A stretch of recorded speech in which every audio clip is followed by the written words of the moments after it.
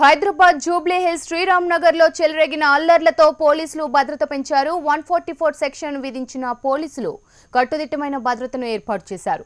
10 మందిని అదుపులోకి తీసుకున్నారు. పరిస్థితి చేయి దాటకుండా ముందుగానే ర్యాపిడ్ యాక్షన్ ఫోర్స్ ను దించారు. ఇక దీనిపై మరింత సమాచారం మా రిపోర్టర్ ప్రవీణ్ అందిస్తారు. ప్రవీణ్, అసలు గొడవకు గల కారణాలేంటి? పోలీసులు ఎంతమందిని అదుపులోకి తీసుకున్నారు? రెండు వర్గాల మధ్య జరిగినటువంటి ఘటనలో మాత్రం నిన్న రాత్రి ఉద్రిక్త వాతావరణం నెలకొందని చెప్పుకోవచ్చు. 2 రోజుల క్రితం అమీర్ అనే ఒక యువకుడిని అతి కిరాతకంగా హత్య చేశారు. అయితే ఈ నేపథ్యంలోనే అమీర్ తర్వాత హత్య చేసినటువంటి వ్యక్తి నరేందర్ కుటుంబ సభ్యులు 2 వర్గాలుగా విడిపోయి ఒకరు దాడి చేసుకున్నారు. ఈ నేపథ్యంలోనే పోలీసులు రంగప్రవేశం చేసి వారిని చెదరగొట్టే ప్రయత్నం చేసినప్పటికీ పోలీసులపైనే వారు దాడులు చేసినటువంటి పరిస్థితి.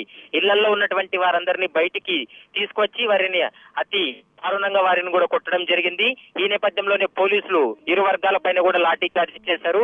అయితే ఇరు వర్గాలు కలిసి పోలీసుల యొక్క వాహనాలను కూడా తగిలిబెట్టినటువంటి పరిస్థితి మనకు స్పష్టంగా కనపడుతుంది. అయితే నిన్న రాత్రి నుండి ఇప్పటి వరకు మాత్రము 144 సెక్షన్ కొనసాగుతుంది.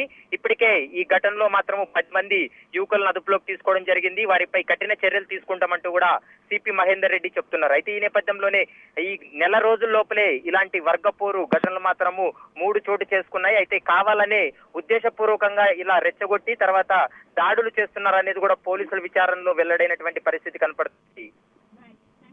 ప్రవీణ్.